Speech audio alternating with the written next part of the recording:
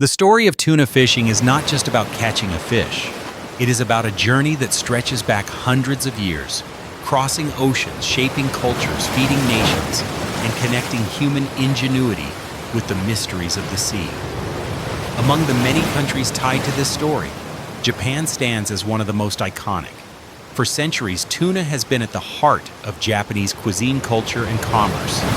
Today, Japan is both the world's largest consumer and one of the most advanced players in the global tuna industry. But how did this journey begin? And how has it evolved into the fast-paced, high-tech industry we see today? The history of tuna fishing in Japan reaches as far back as the Edo period, from the early 1600s to the mid-1800s. During this time, fishing communities along Japan's long coastline relied on tuna not only as food, but as a valuable commodity for trade. Simple hand lines and nets were the tools of the era, and fishermen often set out in small wooden boats to battle the elements in search of these powerful fish. The work was dangerous, the catches uncertain, but tuna quickly became recognized as a treasure of the ocean. It wasn't until the 20th century, however, that tuna fishing transformed into a truly global industry. As Japan opened up to international trade and modern technologies, fishing fleets grew larger vessels, became more sophisticated, and techniques such as trawling and longlining allowed tuna to be harvested on a scale never seen before. By the 1950s, Japan was at the forefront of global tuna fishing, with ships that could travel vast distances and haul in catches that would supply not only domestic markets, but also growing international demand. Through the 1960s and 70s, tuna became a central part of Japan's export economy. Frozen tuna shipments began flowing to the United States, Europe, and other Asian nations. At the same time, the domestic appetite for tuna was exploding. Sushi and sashimi, once considered luxury foods for special occasions, started becoming accessible to a wider population. The rise of these dishes placed tuna, especially the prized bluefin, at the very center of Japanese food culture. But none of this would have been possible without innovation in fishing techniques. In the early days, fishermen could only rely on luck, intuition, and the strength of their hands. With technological progress, however, came methods that made tuna fishing faster, more efficient, and more reliable. The two dominant techniques that emerged are longline fishing and purse seine fishing, each with its own advantages, challenges, and environmental considerations. Longline fishing is one of the most traditional yet still widely used methods. Imagine a single fishing line that stretches across the ocean for as long as 50 to even 100 kilometers.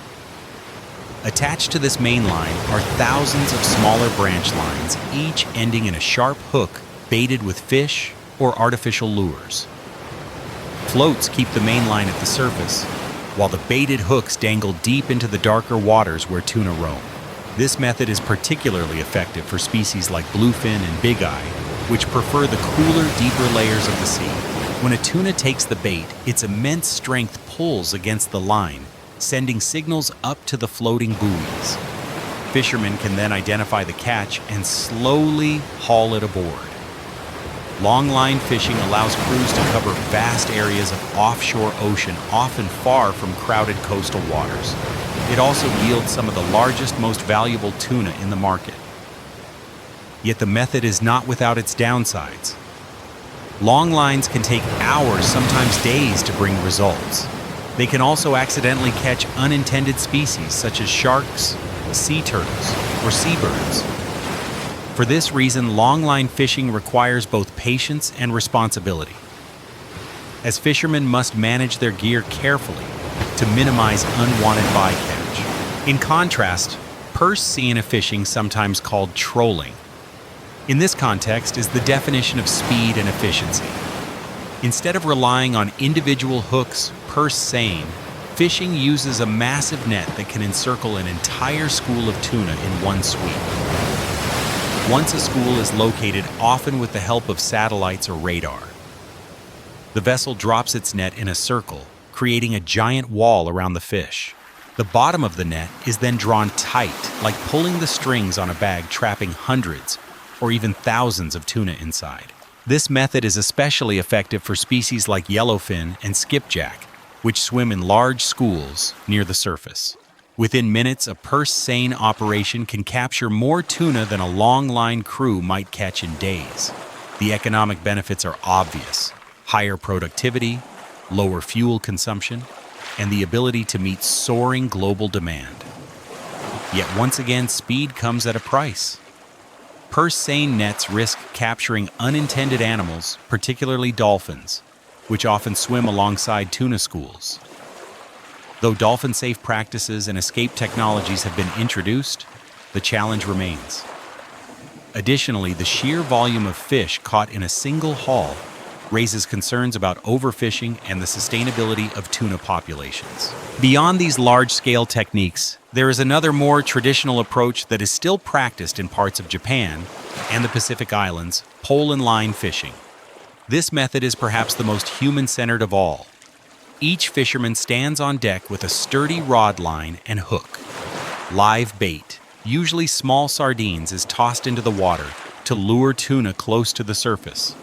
Then one by one, the fishermen cast their poles, hook the tuna, and swing it aboard with practiced precision. The process is fast-paced, almost rhythmic, as dozens of fishermen can work side by side, pulling tuna aboard in a constant flow. Pole and line fishing is considered one of the most sustainable techniques, as it targets only tuna and avoids most bycatch. It also ensures high quality because each fish is handled individually and chilled immediately after capture. However, the method requires significant manpower and is not always efficient for large-scale industrial needs. Still, it plays an important role in sustainable seafood markets and in keeping cultural fishing traditions alive. But catching the tuna is only the beginning of the story. To preserve the delicate texture and flavor of the meat, proper handling and refrigeration are crucial. Tuna is one of the most highly valued fish in the world, particularly in the sashimi trade where freshness is everything. On board modern fishing vessels, refrigeration systems can blast freeze tuna at temperatures as low as -60 degrees Celsius. This extreme cold locks in the fish's natural color, texture, and flavor, ensuring that when it arrives at market, whether in Tokyo, New York, or Paris, it is as pristine as the moment it left the sea. Once landed at port, tuna undergoes careful grading. Each fish is evaluated for size, weight, fat content, color, and overall condition. The highest grades, often destined for high-end sushi restaurants, can fetch astronomical prices, especially for bluefin. At Tokyo's Toyosu Market, the successor to the famous Tsukiji Market tuna auctions, are legendary events where a single fish can sell for millions of yen.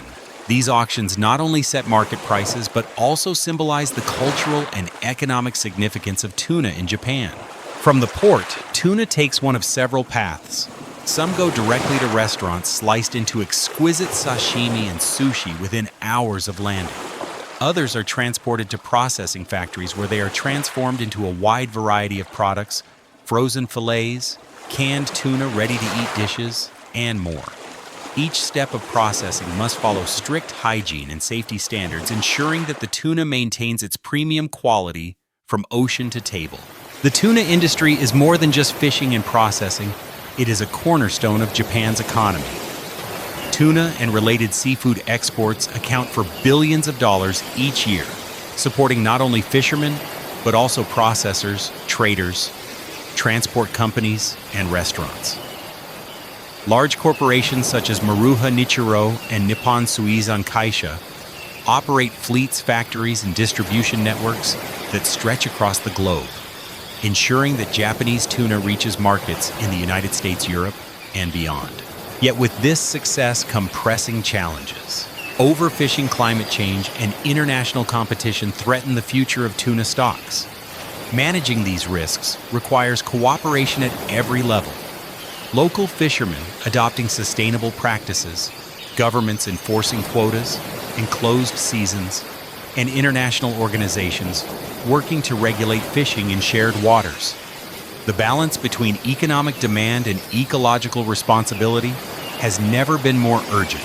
When we speak about tuna, we are not only speaking about a fish, We are speaking about a product that undergoes one of the most sophisticated preservation and processing journeys in the seafood world. From the moment a tuna is pulled from the ocean, every second matters. The slightest delay in chilling or mishandling can change the texture of the meat, turn its brilliant ruby color into a dull brown, and significantly reduce its market value. That is why preservation methods have evolved into an art form in the Japanese tuna industry. On board many modern vessels, fishermen immediately stun the tuna once it is caught, then bleed it to prevent lactic acid buildup in the muscles. The fish is then gutted, washed, and placed into seawater tanks or directly into ice slurry. For premium sashimi-grade tuna, however, this is only the first step. In order to maintain quality for long voyages, vessels use blast freezers that reach temperatures as low as -60 degrees Celsius. At such extreme cold, enzymatic activity halts, completely locking in the freshness, as though the fish had just been caught. This freezing technology, pioneered by Japanese fleets, has become a standard across the globe. Once these frozen giants arrive at port, the drama continues at the fish market. Tokyo's Toyosu Market, which replaced the world-famous Tsukiji Market in 2018, is the beating heart of the tuna trade. Here, massive bluefins, sometimes weighing over 300 kilograms, are lined up like oceanic treasures under bright lights. Buyers in rubber boots and caps carefully inspect each fish, shining flashlights on the flesh, cutting small samples from the tail to check fat content and color. And then the auction begins. The air buzzes with murmurs as buyers raise hands and call bids. The prices can climb to staggering heights, especially for the very first tuna auction of the new year. In January 2019, a single bluefin sold for more than $3 million, setting a record that shocked the world. While most fish sell for far less, the symbolism of tuna as a luxury and cultural icon remains clear. These auctions are not just about economics, they are a ritual, a performance that ties fishermen, traders, and chefs into a shared heritage. From the market, tuna flows into restaurants, supermarkets, and processing facilities. In the hands of skilled chefs, tuna becomes sashimi, sushi, tataki, and countless regional delicacies. Few foods capture the Japanese philosophy of simplicity and respect for nature as clearly as sashimi slices of raw tuna served with a dab of wasabi and soy sauce. Each cut must be perfect, highlighting the natural marbling of the meat. The deep red of akami, the leaner portion, contrasts with the buttery texture of chutoro, the medium fatty belly, and the luxurious melt-in-your-mouth otoro, the fattiest section of all. But tuna is not limited to high-end restaurants. It is also one of the most versatile seafood products processed into forms that reach households worldwide. In factories, massive filleting machines cut through frozen carcasses with precision, separating loins, belly, and tail. Some are packaged fresh for immediate sale, while others are destined for canning. Canned tuna, though less glamorous than sashimi, is a global staple, feeding millions every day in sandwiches, salads, and pasta dishes. In fact, canned tuna represents one of the largest seafood categories in international trade, with Japan playing a key role in supplying both raw materials and finished products. Inside these factories, hygiene is paramount. Workers in white coats, gloves, and masks process the fish under strict regulations, ensuring that every package is safe and consistent. Cutting machines operate at near freezing temperatures to prevent spoilage, while conveyor belts transport portions to vacuum sealing stations. The smell of the sea lingers in the air, mixed with the cold sterility of stainless steel equipment. Each tuna loin is inspected, weighed, and labeled, destined for markets across the globe, from supermarkets in Los Angeles to gourmet restaurants in Paris. Beyond the commercial sphere, tuna is deeply woven into Japanese culture. Festivals dedicated to tuna take place in coastal towns across the country, celebrating both the bounty of the sea and the traditions of fishing communities. One of the most famous is the Oma Tuna Festival in Aomori Prefecture, where some of the largest bluefin in the world are caught. Visitors gather to watch skilled fishermen and chefs demonstrate the art of butchering a giant tuna. With swords almost as long as the fish itself, the chefs slice through the flesh with precision, dividing the prized otoro chutoro and akami for eager spectators. It is a spectacle of respect, craftsmanship, and culinary passion. Tuna also features prominently in Japanese art, literature, and folklore. For centuries, it has been a symbol of prosperity, perseverance, and strength. In fishing villages, stories of legendary catches are passed down through generations, each tale growing larger with time, much like the fish themselves. Even today, tuna fishing is considered a heroic occupation, demanding courage to battle storms, endurance to work long hours, and skill to master the techniques of the sea.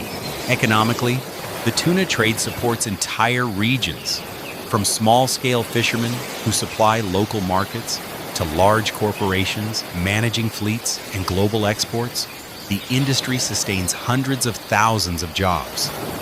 In 2023 alone, Japan's tuna imports and exports together accounted for billions of dollars in trade value, cementing its role as a hub of global seafood commerce. Restaurants, transport companies, refrigeration firms, and packaging manufacturers all benefit from the ripple effects of tuna's popularity. Yet beneath the surface of this success, challenges continue to mount. Tuna is one of the most sought-after fish in the world, and demand often outpaces nature's ability to replenish stocks. Bluefin tuna in particular has been pushed to the edge by overfishing, with populations declining drastically in recent decades.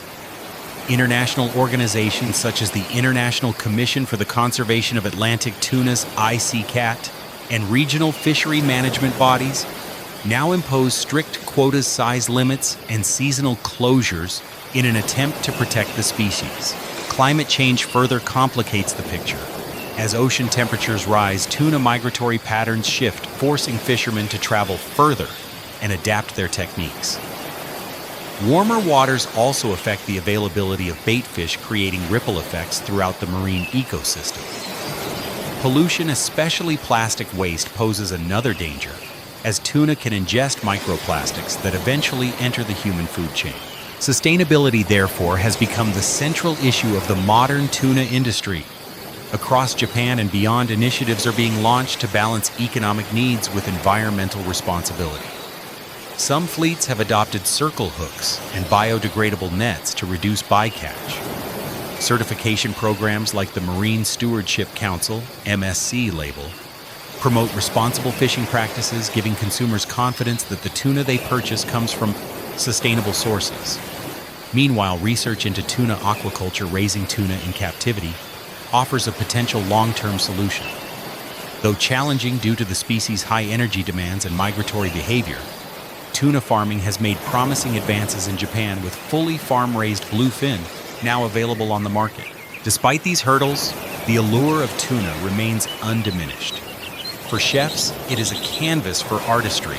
For fishermen, it is a test of strength and skill. For consumers, it is a source of nourishment, flavor, and cultural connection.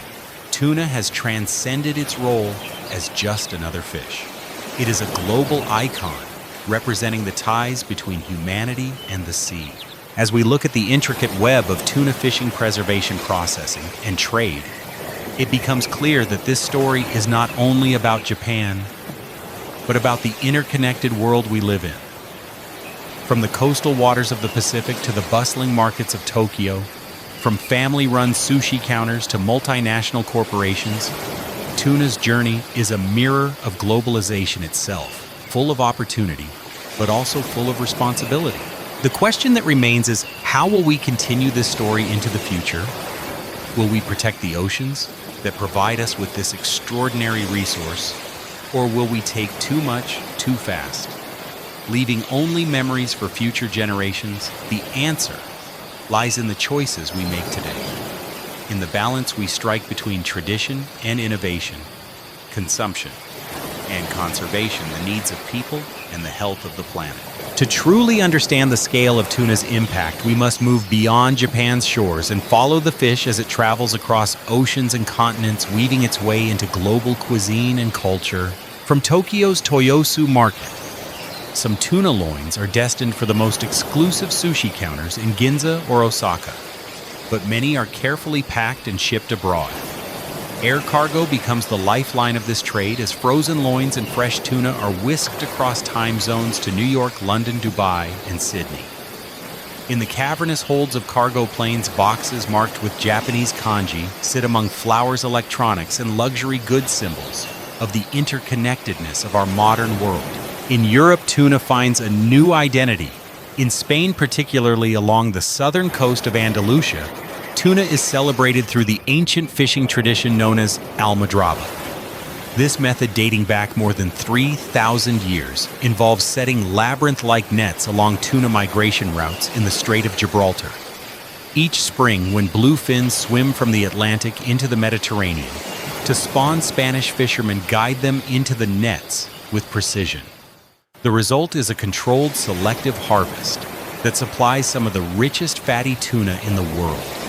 Here, the fish is cut with almost ritualistic reverence, and nothing is wasted. Meat becomes steaks for grilling. Belly fat is salted and cured into mojama. A delicacy compared to ham and bones are used for broth. The echoes of Japanese tradition resonate in these practices, though expressed through Mediterranean flavors and techniques. Across the Atlantic, the United States has built its own tuna culture. In Hawaii, yellowfin and big-eye tuna, known locally as ahi, form the backbone of poke bowls, a dish now famous worldwide. Cubes of raw tuna marinated with soy sauce, sesame oil, onions, and seaweed represent the fusion of native Hawaiian traditions with global culinary trends.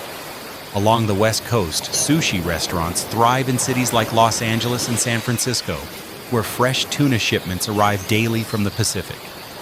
Meanwhile, on the East Coast, canned tuna has become a pantry staple, supporting industries in coastal states like California and New Jersey, where processing plants package millions of cans every year. But perhaps nowhere is tuna's reach more evident than in Africa and the Pacific Islands. In countries such as Seychelles, Papua New Guinea, and Fiji, tuna processing factories provide essential jobs and export revenue. These nations often lease their fishing waters to international fleets, who in turn land their catches at local ports. In processing hubs, hundreds of workers, mostly women, line conveyor belts under fluorescent lights, deftly trimming loins, packing cans, and sealing lids. For these communities, tuna is not only a source of food, but a lifeline to the global economy. Inside these factories, the scale is astonishing. Tuna weighing hundreds of pounds arrive stacked on pallets of ice. Forklifts move them into cold storage rooms, where temperatures hover near freezing. When it is time to process, the fish are transferred onto massive tables. Teams of workers armed with knives, honed razor-sharp, dismantle each carcass in a matter of minutes. The loins are skinned and boned, then sorted by grade, premium portions for fresh markets, medium cuts for frozen export, and the rest for canning. The canning line is a symphony of precision. Cookers steam the meat to sterilize and soften it, after which workers break it into flakes. Machines fill cans with tuna measured down to the gram before adding oil water or brine. Lids are crimped shut, and the cans are passed through retort chambers where they are heated under pressure to kill bacteria and seal freshness. From there, labels are applied, cardboard boxes packed, and shipping containers loaded for destinations around the globe. Every step is monitored, every temperature logged, every seal inspected. Quality is not optional. It is survival in a fiercely competitive global market. And tuna's journey does not end at the supermarket shelf. On dinner tables from Rome to Rio de Janeiro, from Cairo to Cape Town, tuna finds its place in countless recipes. Italians fold canned tuna into pasta with capers and olives, creating quick yet elegant meals. In the Middle East, tuna is tossed with lemon and parsley into fresh salads. In South America, it becomes empanada, filling, savory, and comforting. In Africa, it is mixed with spicy sauces and eaten with rice or bread. Tuna is quite literally a global citizen of cuisine. But despite this widespread presence, the cultural rituals of Japan remain the gold standard for tuna's highest expression. At sushi counters, the atmosphere is hushed as chefs place glistening slices of tuna before diners. Every detail matters: the grain of the rice, the sharpness of the knife, the angle of the cut. Diners close their eyes as they taste, savoring the delicate balance of fat, flavor, and freshness. For many, it is not just a meal, but an encounter with something transcendent, a reminder that the ocean still holds wonders beyond measure. In coastal towns, tuna festivals bind communities together. Streets fill with food stalls selling tuna skewers, tuna curry, tuna soup. Children play games while fishermen tell stories of past seasons. Music, dancing, and parades celebrate the relationship between people and the sea. These events attract tourists, stimulate local economies, and keep traditions alive. The fish becomes more than food, it becomes a cultural bridge across generations. Economically, tuna is one of the most traded seafood products in the world. According to the Food and Agriculture Organization, FAO, global tuna trade exceeds $40 billion annually. Japan alone consumes more than 80% of the world's bluefin tuna. The European Union, the United States, and Southeast Asia form other major hubs, importing millions of tons of tuna each year in fresh, frozen, and canned forms. Shipping routes crisscross the oceans, linking fisheries in the Pacific and Indian Oceans to markets thousands of miles away. Behind this trade lies an intricate system of regulation. Fishing quotas are negotiated among nations, licenses granted to fleets, and monitoring systems installed on vessels. Satellite technology now tracks fishing boats in real time, while onboard observers ensure compliance with size and catch limits. DNA testing is even used to verify the origin of tuna, preventing illegal, unreported, and unregulated fishing from undermining sustainable management. Despite these efforts, challenges remain. Illegal fishing continues to plague some regions where unregistered boats exploit loopholes and weak enforcement. Black market tuna can enter supply chains disguised as legitimate catches, undermining both conservation efforts and fair trade. Addressing these issues requires international cooperation, technological innovation, and consumer awareness. Shoppers who choose certified sustainable tuna are making a statement that reverberates through the entire chain from ocean to plate. On the culinary front, innovation continues to reshape tuna's role. In Tokyo and Los Angeles, chefs experiment with tuna in ways that blend tradition with modernity. Tuna tartare with truffle oil, tuna carpaccio with citrus zest, tuna burgers topped with avocado and wasabi mayo, all showcase the adaptability of this fish to new flavors and audiences. At the same time, plant-based alternatives inspired by tuna are gaining traction, designed to mimic its texture and taste while addressing environmental concerns. In the end, tuna's global story is a story of contrast. It is at once a symbol of luxury and an everyday food. It connects fishermen in small Pacific islands with executives in skyscrapers thousands of miles away. It represents both abundance and fragility, both the richness of tradition and the urgency of sustainability. To hold a piece of tuna on a chopstick or fork is to hold centuries of history, millions of livelihoods, and the fate of oceans in your hand. As we continue to explore the life and legacy of tuna, one truth becomes undeniable. This is not merely a fish. This is a force that shapes cultures, economies, and futures. And whether we meet it as sashimi on a porcelain plate, flakes in a can, or steak sizzling on a grill, tuna carries within it the story of our shared dependence on the sea. The story of tuna, as vast as the oceans it inhabits, is still unfolding. As we look toward the future, the fate of this remarkable fish will depend on choices made not only by fishermen and governments, but also by every consumer around the world. The sea that is given so generously is now under pressure, and tuna, despite its speed, strength, and resilience, cannot outrun the challenges we have created. One of the greatest threats comes from climate change. As ocean temperatures rise, tuna are forced to shift their migration routes. Species that once thrived in cooler waters may now find themselves swimming further north or deeper below the surface in search of comfortable temperatures. For fishermen, this means journeys are longer, less predictable, and more expensive. Ports that once bustled with tuna landings may fall silent, while new coastal communities are suddenly thrust into the heart of a global industry. The ocean's rhythms are changing, and tuna are caught in the current. At the same time, the chemistry of the sea is transforming. Carbon dioxide absorbed into the water causes acidification, weakening the very foundation of marine ecosystems. The small fish and plankton that tuna rely on may struggle to survive, rippling upward through the food chain. Fewer prey means hungrier, tuna smaller populations, and greater competition. For scientists, this is a warning bell without careful stewardship. The abundance we see today may be a shadow of what once was. Yet amidst these challenges, there is innovation. Around the world, researchers and entrepreneurs are racing to develop sustainable aquaculture for tuna, a process sometimes called farming, the unfarmable.